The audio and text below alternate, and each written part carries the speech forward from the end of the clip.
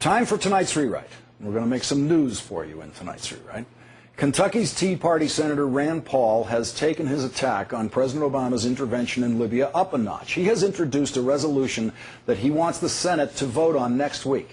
It says, the president does not have the power to unilaterally authorize a military attack in a situation that does not involve an actual or imminent threat to the nation. Rand Paul sent a letter to the majority leader and the minority leader of the Senate asking for a vote on this next week. In his letter, he says, voting for whether or not to send our sons and daughters to war is the most important and most difficult decision we should ever make as a nation and as senators. We do not take this responsibility lightly. He was joined by Utah Tea Party Senator Mike Lee in co-signing this letter. In the final paragraph, they say, we feel strongly enough about this matter that we are writing to inform you of our intentions. Wow. They must feel really, really strongly about it. They're actually writing a letter about it. I guess that's a lot stronger action than what Rand Paul took on March 1st when he voted for Senate Resolution 85. Now, this is the same senator who says, voting for whether or not to send our sons and daughters to war is the most important and most difficult decision we should ever make as a nation and as senators. We do not take this responsibility lightly. Those are his words. But he took that responsibility lightly enough on March 1st that when Senate Resolution 85 came for a vote in the Senate, he didn't even leave his office to vote for it. He voted for it by remote control.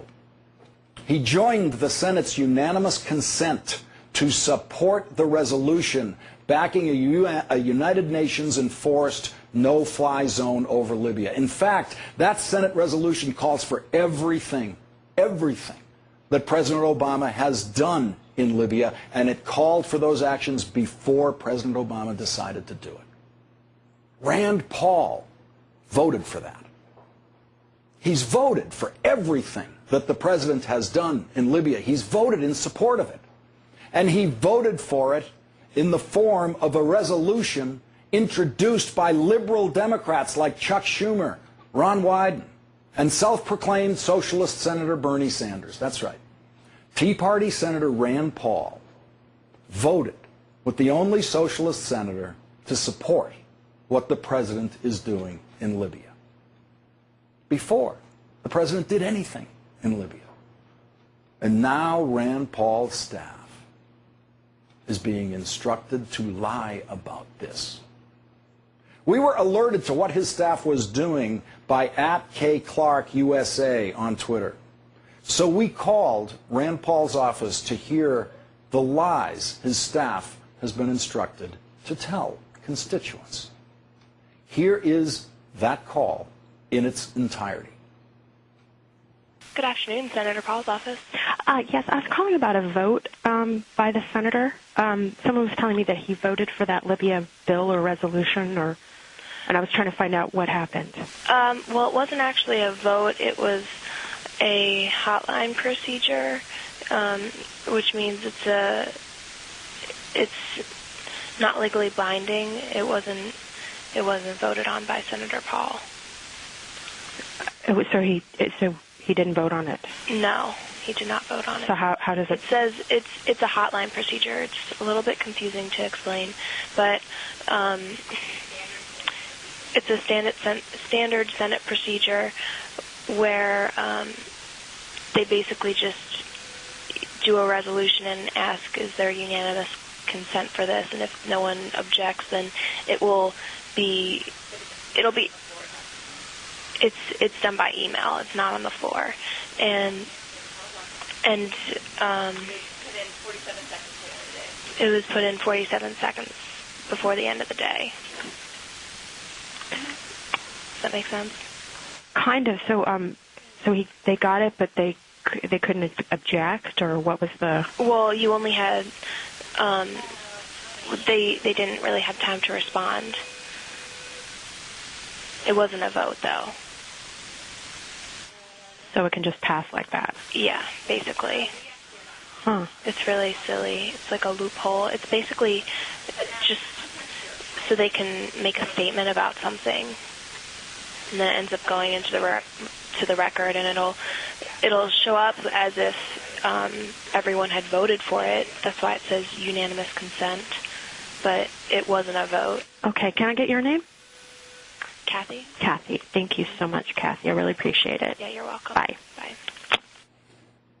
Now, please don't hold any of this against Kathy. She's a young receptionist answering the phone who's constantly being told what to say about the senator's votes from senior staffers who know everything that the senator has been voting on. I don't believe Kathy is knowingly lying. I know Senate receptionists. I know how they have to do that job. I'm absolutely certain that the senior staff is lying to her. Kathy says Senator Paul did not vote on it. That is an absolute outright lie. Unanimous consent votes are, in fact, the most common vote cast in the United States Senate. The hotline procedure has been enforced for decades and strictly observed. Every senator is told about every bill or resolution that is being brought up for unanimous consent, every one of them. Every legislative director for every senator, all 100 of those legislative directors who work for each senator, are emailed directly and called directly by their side of the aisle, by their leader on their side of the aisle, about unanimous consent votes. They can take as long as they want to make up their minds. But if you're Rand Paul and you're opposed to any American military intervention anywhere in the world, if it does not involve, quote, an actual or imminent threat to the nation, then exactly how many seconds do you need to say, no, I will not vote to urge the implementation of a United Nations no-fly zone over Libya that we participate in? How long would it take you to know that you're going to vote no on that kind of intervention if you're Rand Paul or Rand Paul's legislative director who got this message, and Rand Paul's chief of staff who got this message? That's all his legislative director had to do. That's all they had to do, is say no. Just say the word no. We don't give our unanimous consent. When the Republican Senate leader's office called and asked for his unanimous consent on Senate Resolution 85, he did not say no. He voted to urge our sons and daughters into combat without leaving his office. And poor Kathy has been told a lie. That it was put in 47 seconds before the end of the day. That's not how they do unanimous consent requests. I worked in the Senate for 7 years. I know how they do them. Now let's listen to that part of the tape again.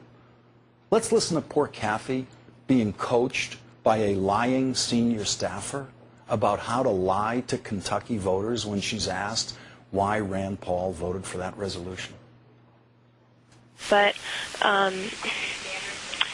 it's a standard Senate procedure where they basically just do a resolution and ask, is there unanimous consent for this? And if no one objects, then it's done by email. It's not on the floor. And it was put in 47 seconds before the end of the day. Does that make sense?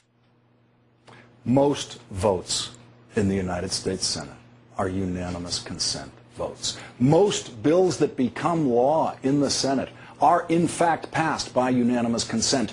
Most nominations, the overwhelming majority of nominations that come to the Senate, are passed by unanimous consent without any debate. People are confirmed and they take their oath of office because a unanimous consent vote is a vote. It is an official recorded vote of the Senate. All freshman senators know that, even freshman senators who hate government and hate the processes of government as much as Rand Paul does. They all know it. Now, after making that tape, we called Senator Paul's staff to speak about this on the record. We left messages and emailed his press secretary and communications director on the record to ask them about these lies on the record. We wanted to speak to them on the record on this, and they know we do, and they did not respond. Senator Paul, this is your fault. They represent you. The lying has got to stop. Senator Paul, you know you voted for Senate Resolution 85, which calls for a no-fly zone over Libya. It calls for everything President Obama has done in Libya. You voted for it on March 1st. You must stop lying about it. You've taken an oath of office. Your lies violate that oath. Your staff has taken exactly the same oath of office that you did word for word. I took that oath word for word when I went to work in the Senate. Those lies violate that oath. Senator Paul, you must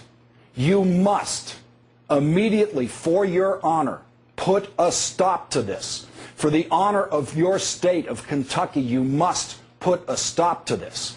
You must immediately tell the truth to the voters of Kentucky. Senator Paul, the responsibility here, to be honest about this, is entirely yours. You and your staff are committing an outrageous breach of Senate ethical conduct. Senator Paul, your receptionist, Kathy, who took our phone call today, did not go to work in the United States Senate because she always wanted to grow up and lie for a senator. Senator Paul, stop making Kathy lie.